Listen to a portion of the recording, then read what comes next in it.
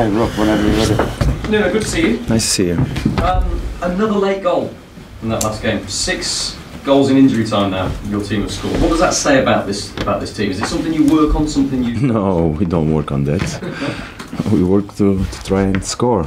It doesn't matter when you score. It's important is to try and believe and keep stay on the game, knowing that until the referee says that it's over. For us it's not. So we keep on going. So there's a lot of character, belief, and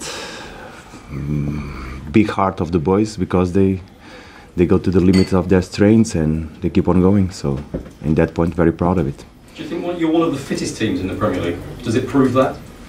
I cannot compare. What I know that we are happy of the way the boys have been working. It all comes to them, the way they commit themselves to the work. You were a goalkeeper yourself, an excellent goalkeeper as well. No. Well, No. yeah, most people think so, do they? No. Rafa Benitez has said again today that he thinks the goal shouldn't have stood. If you were the goalkeeper on that day, would you have been disappointed that the goal? I saw the images. After the game, I didn't have the chance to saw it, so I didn't have the chance to comment. I saw the images, and I think the referee made the right decision, honestly. No foul on Dubravka? I think so. I think not. I think the header of Wally doesn't interfere with the action of Dubravka. Isaac Hayden, the Newcastle player, said after the game he struggles to see why Wolves are 7th in the table. I don't care what he says. I really don't care. Bit disrespectful? No, yes, his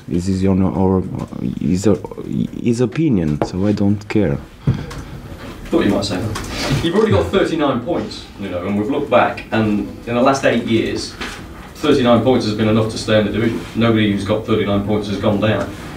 Do you feel safe? What I think is that we are doing a good job so having these points in this moment of the competition, but you know that the table doesn't mean anything for us, so we go game by game. Now we have the FA Cup, then we're going to go to Bournemouth. We know how hard it's going to be, so we go game by game, and I think that's the best way, because I believe that we have a good chance to improve us as a team, so we'll take it. There are only 7 Premier League teams left in the FA Cup. You're one of them, and by the next round, if you get to the next round, there'll only be 2 teams in the top 6 left in the competition, so you will be the 3rd highest ranked team in the competition if you get through this game. That's an opportunity. A lot of ifs in your question. There is, so, but if you win it... So that's what we don't care about that, we don't think about that, we think how we're going to play with the things that we're going to do in Bristol. We know it's going to be very tough, because they are a good team, they are in a good momentum, we know what happened last season, so all these circumstances is what we really look at it, and we should be focused on the ifs, then we speak about it. Do you sense that the players are excited about it as a possibility, though? That they're doing well in the Cup and they can see a route? Do you sense there's an excitement amongst the players? I feel that we are okay, because the FA Cup, we cannot forget, we start against Liverpool, then we go to Shrewsbury, and both of those challenges are so difficult. So difficult. And now we are in the 5th round, so we know how tough it's going to be. We go step by step. But knowing that the only way to go through is that we compete in the best of our standards on Sunday.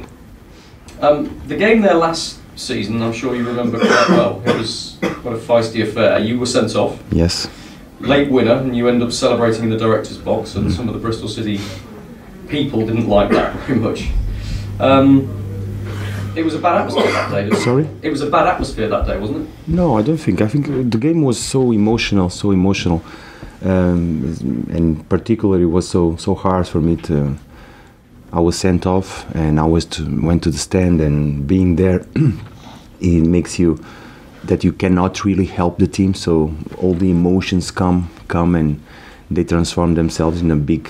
What I felt was a big joy and a tremendous moment of happiness when Beno scored, and Barry put that perfect ball on the second post. It was so important for us in that moment that I cannot contain myself. You're a different man on the touchline than you are when we see you, aren't you? We see that you're always so calm. Thank you. And the way you speak, you're always very calm. And is that the passion of football, or just what you feel for it? You can't help yourself when you're involved in a game, whether it's on the touchline or in the director's box? Nobody. All of us are different, aren't they? So I just try to follow my instincts, and sometimes I know that I make mistakes, but at the same time I admit them. I apologize when I have to, and I try to avoid them in the future. But I love football and I love my team. Didn't you do your coaching course with Lee Johnson? Yes. How did you get on? It was good. Me, Lee, and a lot of people more, and Ian were there, and we know each other since that moment in Large in Scotland. Did you get on well? Yes. Even after what happened last? Yes, we had a chance. We spoke. He invited me to his office. We spent some time together. So between us now, of course, both of us want to compete. He's doing very well. The job that Lille is doing is fantastic. He lost so many players in this team, and still keeps on fighting. Nine wins in a row. They are in a good position in the championship. I know how hard is the championship. So a lot of respect and admiration. Any injury problems? Yeah, we have still a training session to go tomorrow. Then we make decisions. Thank you. Will it help a little bit, Nuno, that you've got no league game immediately after this one? Last time you had games coming up very quickly afterwards. I wonder whether it will help that you've got a full week, more almost, up to the Bournemouth game. Does that take a little bit of pressure off your selection? No, of course you are right. Then when we have a full cycle and space between games, it's easier, especially by the way the players recover.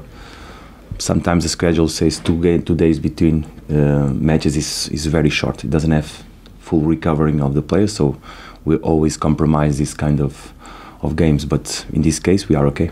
I think people appreciate that you have to balance the cup and the league as every other team does, and perhaps that informs your selection to some degree, I don't know. But the longer the competition goes on, might that thinking change? We don't separate the competitions. We just go game by game. So it's a game. We look at the game of Sunday like the game for us. So it's always going to be like that. It doesn't matter which competition we are involved. It doesn't matter really where you're going to play, the opponent that you're gonna face. We spend the same time and doing the same things, trying to go to the last detail that can help us go and compete better. I just want to ask you one thing quickly about John Ruddy. Obviously he's been playing in the cup games, which means sometimes he's going a number of weeks without a first team game, and then he has to work immediately with players. Must be an interesting challenge for someone, because he might be only getting one game a month to work with the team. I know he knows them well, but that's quite a. Must be. But we work, Mike. We work every day. We work together. Sure. Every day, and we spend a lot of hours together. So, in that point, John is going to be totally comfortable, because the routines that he has acquired from last season, and of course the way we train, we try to compete. Thank you, Mike.